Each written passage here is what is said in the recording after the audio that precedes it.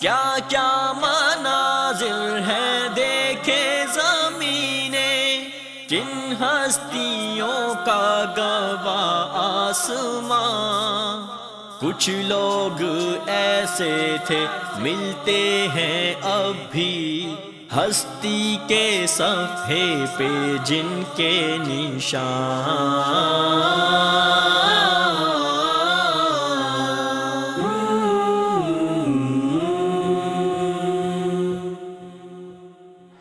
نحمده ونصلي على رسوله الكريم اما بعد فاعوذ بالله من الشيطان الرجيم بسم الله الرحمن الرحيم رب اشرح لي صدري ويسر لي امري واحلل عقدة من لساني يفقهوا قولي رب زدنا علما۔ مل کر پڑھیں گے اللہم ارنا الحق حقا وارزقنا اتباعه وارنا الباطل باطلا وارزقنا اجتنابه۔ اے اللہ ہمیں حق کو حق بنا کے دکھا اور اس کا اتباع کرنے کی توفیق عطا فرما، اور ہمیں برائی کو برائی سمجھنے اور اس سے بچنے کی ہمت عطا فرما، الہی آمین۔ سورۃ یوسف آیت نمبر 40 تک کے سبق میں ہم نے دیکھا کہ یوسف علیہ السلام کے 2 ساتھی قیدیوں نے ان سے بات چیت کی اور اس بات کا اعتراف کیا کہ ہم آپ کو محسن سمجھتے ہیں، جس میں ہمارے لیے عمل کا یہ پیغام تھا کہ ہم کسی بھی قسم کے حالات میں ہوں، عموماً انسان اپنی کمزوریوں کوتاہیوں کا الزام حالات پہ ڈال دیتا ہے۔ لوگ ایسے ہیں اس لیے میں بھی ایسا ہوں، حالات خراب ہیں اس لیے ہم بھی خراب ہیں۔ تو ہمیں انبیاء علیہ السلام کی یہ سنت پتہ چلتی ہے کہ وہ کسی بھی قسم کے حالات میں حق کے راستے کو نہیں چھوڑتے تھے اور احسان کے درجے پر عمل کرتے تھے۔ یہی صورتحال یہاں یوسف علیہ السلام کی پتہ چلتی ہے، اور ان کے ساتھی قیدیوں نے جب ان سے بات چیت کی، یوسف علیہ السلام نے بڑے احترام سے ان سے خطاب کیا، ان کو رسپیکٹ دی اور ان کے خوابوں کی تعبیر بتانے سے پہلے ان کے سامنے حق کا پیغام بھی رکھا، ان کو حق کی دعوت بھی دی، جس سے یہ پتہ چلتا ہے کہ ہمیں حق بات آگے پہنچانے کے کسی بھی موقع کو ضائع نہیں کرنا چاہیے۔ یہ کتنے قیدی تھے جن سے یوسف علیہ السلام خطاب کر رہے تھے؟ 2 تھے نا؟ تو دین کی بات پہنچانے کے لیے کبھی بھی اس بات کا انتظار نہ کریں کہ کوئی بہت بڑا انسٹیٹیوٹ ہوگا یا کوئی بہت بڑا مجمع ہوگا اور بڑی دنیا میری باتیں سننے کی منتظر ہوگی تو میں حق بات کروں گی، اور 1 یا 2 کو کیا سنانا، 1 یا 2 کو کیا بتانا۔ اس حوالے سے ایک واقعہ لکھ لیجئے، بہت خوبصورت واقعہ ہے یہ، اور اس سے علم کی بڑی گہری بات پتہ چلتی ہے، عمل سے متعلق بڑی گہری بات پتہ چلتی ہے۔ ایک بہت بڑے عالم تھے اور لوگ بہت شوق سے ان کا خطبہ سنتے۔ ایک مرتبہ ایک دور دراز علاقے میں ان کے خطبے کا اہتمام ہوا۔ جب وہ وہاں پہنچے، بہت بڑا مجمع تھا، انہوں نے خطاب کیا، لوگوں کو بہت فائدہ ہوا، اور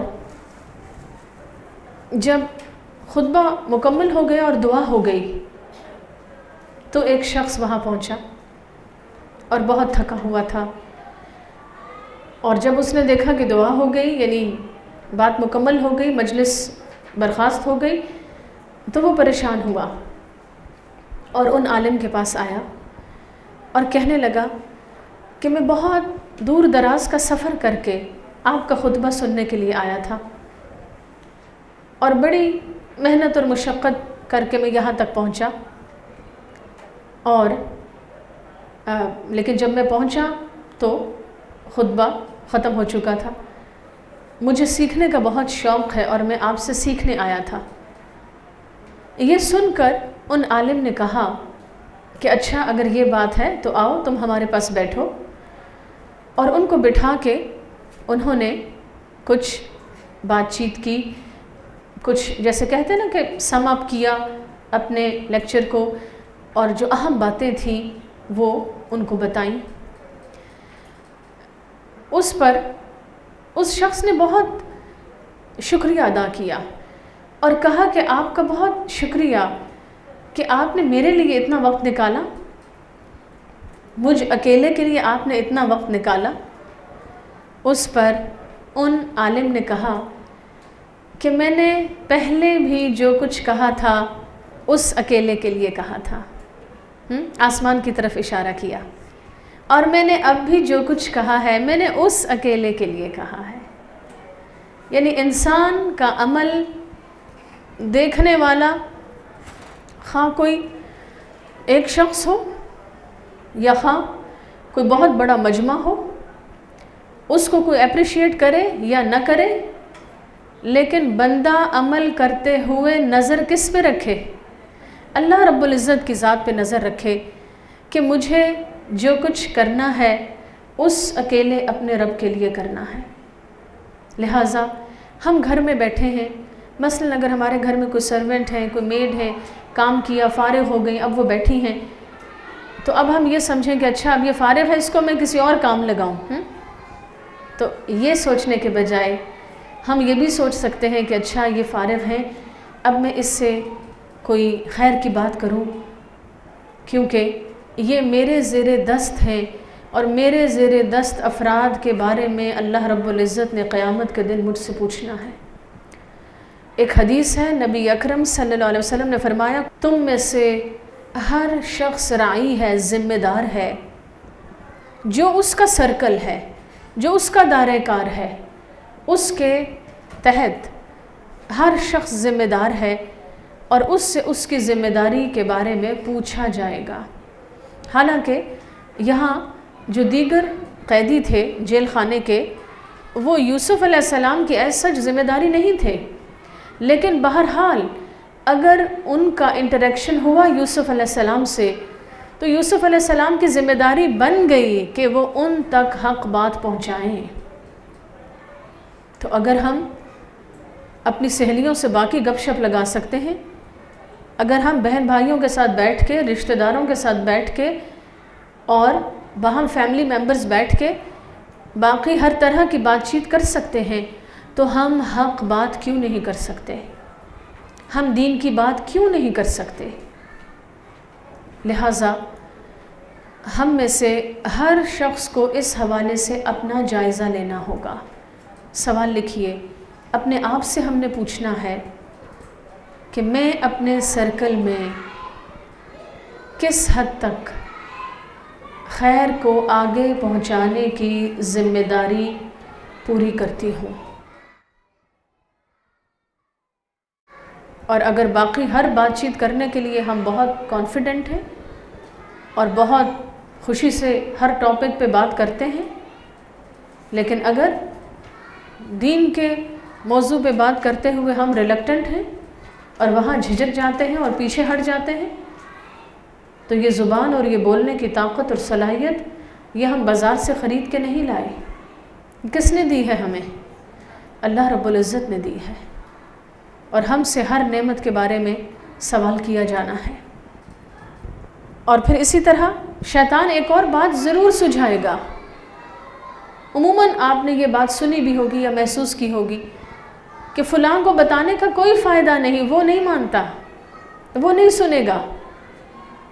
تو یوسف علیہ السلام تو جیل میں پڑے ہوئے قیدیوں کو بھی سنا رہے تھے، اور یہ نہیں سوچ رہے تھے کہ یہ تو مجرم ہیں، یہ تو قیدی ہیں، اور ان میں سے تو شاید کسی کو پھانسی ہونی ہے اور کسی کو سزائے موت اور کسی نے مر جانا ہے، تو بھلا ان کے سامنے تبلیغ کرنے کا کیا فائدہ؟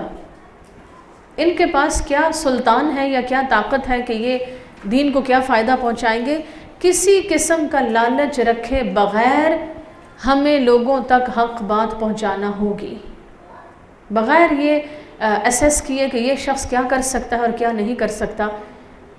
سارے بندے اللہ کے بندے ہیں، اور آگے تو اللہ رب العزت نے خود اس چیز کو پروموٹ کرنا ہے، لیکن پہلا قدم اٹھانا ہم پر لازم ہے۔ اس کے بعد آیت نمبر 41 سے ذکر ہے اس بات کا کہ یوسف علیہ السلام نے ان قیدیوں کو ان کے خوابوں کی تعبیر بتائی، اور اس میں ایک اہم بات یہ ہے کہ دونوں قیدیوں کے خواب سچے تھے، حالانکہ ان دونوں کا تعلق ایک مشرک قوم سے تھا،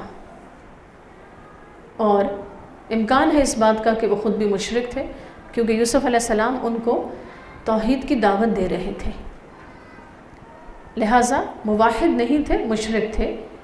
اس کے باوجود ان کو خواب سچے آئے۔ یہاں سے دو اہم باتیں پتہ چلتی ہیں۔ نمبر ایک یہ کہ اللہ رب العزت کسی مشرک کے ذریعے بھی اپنے کسی بندے کو فائدہ پہنچا سکتا ہے۔ کیسے؟ کہ ان کو آنے والے خواب سے الٹیمیٹلی پھر فائدہ کس کو پہنچا؟ یوسف علیہ السلام کو پہنچا، کیونکہ یوسف علیہ السلام نے جو تعبیر بتائی وہ سچی ثابت ہوئی۔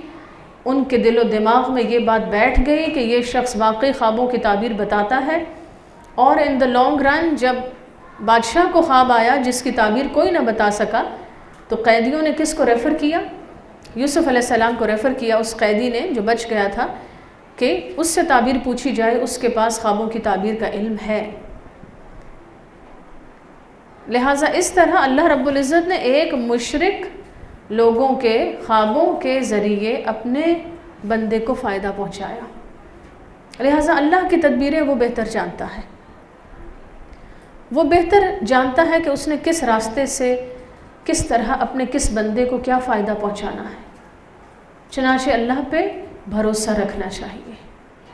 وَعَلَى اللَّهِ فَلْيَتَوَكَّلِ الْمُتَوَكِّلُونَ، بھروسہ کرنے والوں کو چاہیے کہ وہ اپنے رب پہ بھروسہ کریں، اس پہ ٹرسٹ کریں۔ دوسری اہم بات یہ بھی پتہ چلتی ہے کہ ایک مشرک شخص کو بھی سچا خواب آ سکتا ہے، اور اس میں اگر کبھی ایسا ہو کہ ہم نے کوئی خواب دیکھا ہو اور صبح ہم سمجھیں کہ دیکھا جو میں نے رات کو دیکھا تھا وہ سامنے آ گیا، وہ خواب میرا سچا ہوا، تو سچے خواب کی بنیاد پر کسی کی بڑائی ثابت نہیں ہوتی کہ چونکہ میرا خواب سچا ہے لہٰذا میں تو بہت پہنچا ہوا ہوں، چونکہ فلاں کو سچے خواب نہیں آتے لہٰذا اس کی تو کوئی درجہ ہی نہیں، کوئی حیثیت نہیں۔ یہ سوچ غلط ہے۔ اسی طرح نبی اکرم صلی اللہ علیہ وسلم کو خواب میں دیکھنا یقیناً یہ ایک مسلمان کے لیے باعث سعادت ہے، خوش نصیبی کی بات ہے، لیکن آپ صلی اللہ علیہ وسلم کو خواب میں دیکھنا بخشش کی دلیل نہیں ہے کہ ایک شخص یہ سمجھے کہ چونکہ مجھے آپ کی زیارت ہوئی ہے خواب میں لہٰذا میرا بہت درجہ ہے، بہت مقام و مرتبہ ہے۔ خواب تو خواب ہے۔ نبی اکرم صلی اللہ علیہ وسلم کو جن لوگوں نے آنکھوں سے دیکھا تھا ان سب کی بھی بخشش کی یہ دلیل نہیں تھی۔ مثلا کیا ابو جہل نے اور ابو لہب نے نبی اکرم صلی اللہ علیہ وسلم کو دیکھا تھا یا نہیں دیکھا تھا؟ دیکھا تھا نا؟ خواب میں دیکھا تھا یا آنکھوں سے دیکھا تھا؟ آنکھوں سے دیکھا تھا۔ اس کے باوجود کہیں یہ خوشخبری قرآن و حدیث میں نہیں سنائی گئی کہ چونکہ انہوں نے آپ کا دیدار کر لیا لہٰذا ان کی بخشش ہو گئی، لہٰذا ان کا کوئی درجہ متعین ہو گیا، نہیں، بلکہ انسان کا درجہ اور مقام و مرتبہ کس بنیاد پر ڈیفائن ہونا ہے؟ اس کے ایمان کی بنیاد پہ، اس کے عمل کی بنیاد پہ، خوابوں کی بنیاد پہ نہیں۔ اچھا، اسی طرح ایک اور اہم بات خوابوں کے حوالے سے یہ ہے کہ عموماً ہمارے ہاں یہ سمجھا جاتا ہے کہ کسی اہم معاملے میں ہم جب استخارہ کریں گے تو ہمیں استخارہ کا جواب خواب کے ذریعے دیا جائے گا۔ اس کی کوئی دلیل قرآن و حدیث میں موجود نہیں ہے کہ استخارہ کا جواب خواب میں آئے گا، کوئی دلیل موجود نہیں ہے۔ نہ ہی نبی اکرم صلی اللہ علیہ وسلم نے کبھی کسی کو یہ کہا، کسی صحابی کو، کہ تمہارا کوئی اہم معاملہ ہے لہٰذا میں تمہیں استخارہ کر کے کل جواب دوں گا، رات کو خواب دیکھوں گا اور کل تمہیں بتاؤں گا کہ اس کا کیا معاملہ ہے۔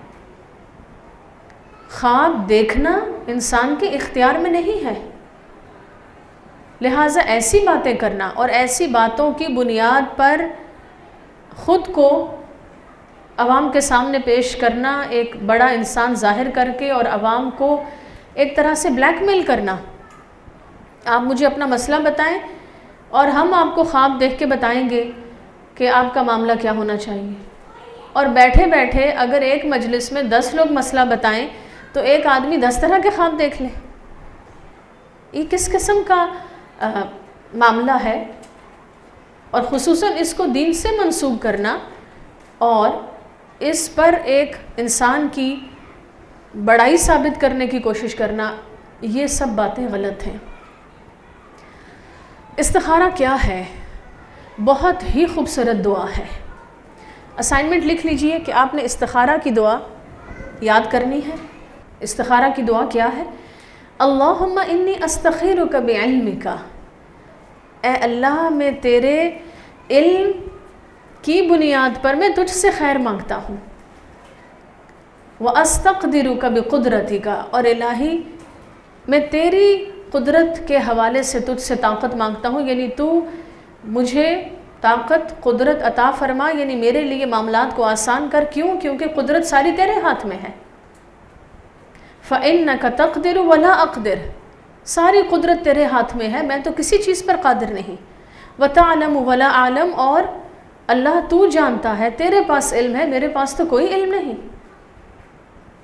اللہم ان کنت تعلم ان هذا الامر خیر لنا فی دیننا ومعاشنا وعاقبت امورنا، اے اللہ اگر تیرے علم کے مطابق فلاں معاملہ ہمارے دین، معاش، انجام کے اعتبار سے بہتر ہے، فقدرہ لنا، الہی اس کام کو ہمارا مقدر بنا دے، ویسرہ لنا، اس کو آسان کر دے، وبارک لنا فیہ، اس میں برکتیں پیدا فرما، اور اگر تیرے علم کے مطابق یہ معاملہ ہمارے لیے شر کا سبب ہے، اس معاملے کو تو ہم سے پھیر دے اور ہمارا دل بھی اس معاملے سے پھیر دے، اور وقدر لنا الخیر حیث کانا، اے اللہ جہاں بھی خیر ہے تو ہمیں خیر عطا فرما اور ہمیں اس پر راضی کر دے، ہمارا دل اس پہ مطمئن کر دے۔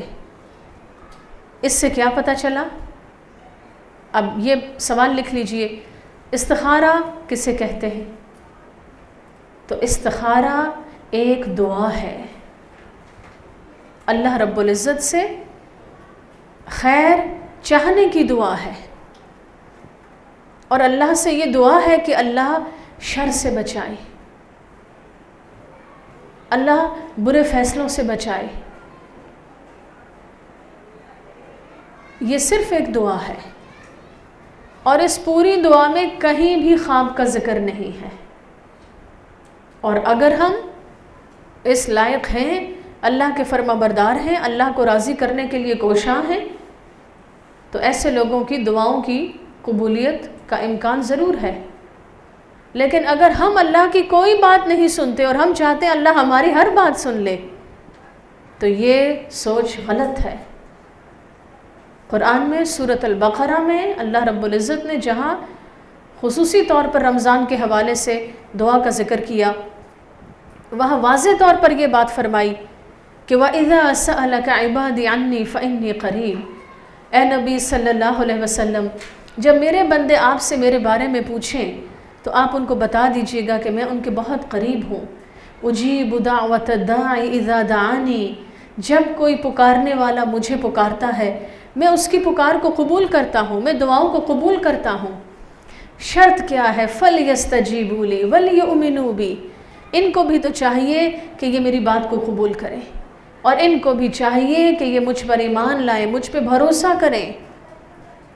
لہٰذا اگر ہم چاہتے ہیں، سوال لکھ لیجئے کہ دعاؤں کی قبولیت کی کیا بنیادی شرائط ہیں؟ اگر ہم یہ چاہتے ہیں کہ ہماری دعائیں قبول ہوں تو نمبر 1، ہمیں اللہ رب العزت کے احکامات کو قبول کرنا ہوگا،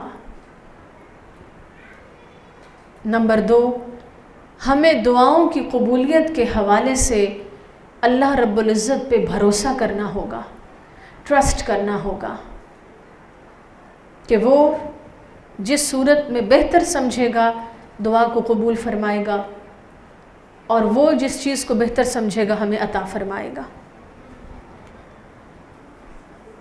لہٰذا استخارہ کا خواب سے کوئی تعلق نہیں ہے۔ تو مثال کے طور پر اگر کسی بچی کے رشتے کا معاملہ ہے اور ماں باپ استخارہ کرتے ہیں اور وہ چاہتے ہیں کہ ہمیں کچھ پتہ چلے کہ کیا ٹھیک ہے اور کیا غلط ہے، اور اس معاملے میں ہم سٹیپ فارورڈ ہوں یا نہ ہوں، اور وہ استخارہ کی دعا بھی پڑھتے ہیں، تو اب 2 چیزیں ہیں۔ ایک یہ ہے کہ ہم وہ کام کریں جو ہمارے معاشرے میں ہے، یعنی بس رات کو استخارہ کی دعا پڑھ کے سو جائیں اور خواب کا انتظار کریں، کوئی رنگ نظر آئے گا یا کوئی اور اشارہ ہوگا۔ یہ ضروری نہیں ہے، ہو سکتا ہے کہ ایسا ہو جائے لیکن یہ ضروری نہیں ہے۔ البتہ جو حکم حدیث میں ہے وہ ضروری ہے۔ یہ بات لکھ لیجئے، رشتہ کرنے کے لیے نبی اکرم صلی اللہ علیہ وسلم نے خاص طور پر یہ نصیحت فرمائی کہ رشتہ 4 بنیادوں پر کیا جاتا ہے، نکاح 4 بنیادوں پر کیا جاتا ہے۔ عموماً جب رشتہ ڈھونڈا جاتا ہے، نکاح کے لیے دیکھا جاتا ہے، تو انسان کی 4 کوالٹیز کو سامنے رکھا جاتا ہے۔ نمبر 1، شکل و صورت، کہ اس کی آؤٹ لک کیسی ہے۔ نمبر 2، حسب نسب، کس فیملی بیک گراؤنڈ سے ہے۔ نمبر 3، مال و دولت، اس کا فائنینشیل سٹیٹس کیا ہے۔ اور نمبر 4، دین۔ آپ صلی اللہ علیہ وسلم نے نصیحت فرمائی مسلمانوں کو، تم جب نکاح کا فیصلہ کرو تو دین کی بنیاد پر کرو۔ اور ہم اگر اس کلیئر حدیث میں جو پریورٹی دی گئی ہے کہ دین تمہاری پریورٹی ہونا چاہیے، اس لسٹ کو بالکل اپ سائڈ ڈاؤن کر دیں، شکل و صورت دیکھیں، مال و دولت دیکھیں، حسب نسب دیکھیں، اور ہم یہ کہیں کہ کرنا ہم نے برادری میں ہی ہے، یا کرنا ہم نے فلاں فیملی میں ہے، یا ہمیں ہائی فائنینشیل سٹیٹس والے لوگ چاہیے، یا شکل و صورت میں کوئی ہماری سو کالڈ کرائٹیریا کے مطابق اگر کوئی کمی بیشی ہے تو ہم اچھے سے اچھے رشتے کو ریجیکٹ کر دیں۔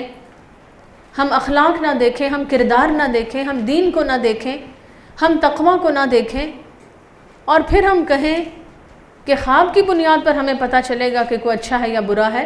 تو نبی اکرم صلی اللہ علیہ وسلم نے اس حدیث میں یہ نہیں فرمایا کہ اس کے بعد خواب میں بھی دیکھ لینا تمہیں کیا اشارہ ہوتا ہے، نہیں، آپ نے واضح طور پہ بتا دیا دین کی بنیاد پر فیصلہ کرو۔ لہٰذا اگر نکاح کے لیے، رشتے وغیرہ کے لیے استخارہ کا معاملہ ہو تو وہاں بھی ان باتوں کو ملحوظ رکھنا چاہیے۔ اور اسی طرح کسی سے پوچھا گیا کہ آپ نے اگر نبی اکرم صلی اللہ علیہ وسلم کو خواب میں دیکھا ہے تو آپ نے ان کو کس حال میں دیکھا؟ تو بتانے والے نے بتایا کہ میں نے دیکھا کہ وہ بہت نورانی انسان ہیں اور سفید لمبی داڑھی ہے اور سفید بال ہیں۔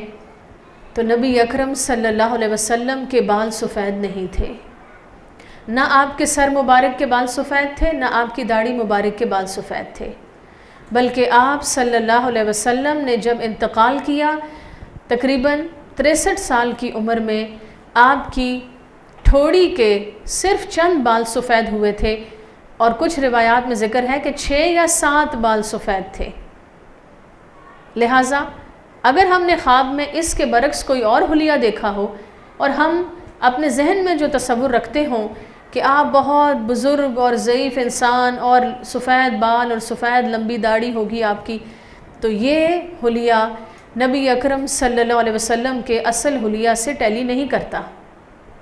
لہٰذا اس بنیاد پر ہم یہ نہیں کہہ سکتے کہ ہم نے خواب میں کس کو دیکھا، اور ایون اگر کسی کو خواب میں نبی اکرم صلی اللہ علیہ وسلم کی زیارت ہو بھی جائے تو بھی اس بات کو ملحوظ رکھا جائے کہ اگر وہ آپ ہی تھے تو یقیناً یہ ایک خوشی کی بات ہے، ایک مسلمان کے لیے ایک سعادت ہے، لیکن یہ بخشش کی دلیل نہیں ہے، یہ درجات کی بلندی کی دلیل نہیں ہے، نہ ہی یہ کسی کے نیک ہونے کی دلیل ہے۔ لہٰذا عموماً لوگ اس کھود کرید میں رہتے ہیں کہ آپ کو کبھی زیارت ہوئی نبی اکرم صلی اللہ علیہ وسلم کی، تو اس قسم کے سوال بھی پوچھنے سے ہمارا مقصد کیا ہوتا ہے کہ اگر اس شخص کو زیارت ہوئی ہے تو یہ بہت نیک ہے، بہت پہنچا ہوا ہے، اور اگر اس کو زیارت نہیں ہوئی تو یہ ایک معمولی آدمی ہے، تو یہ کسی کے مقام و مرتبے کا تعین کرنے کی دلیل نہیں ہے۔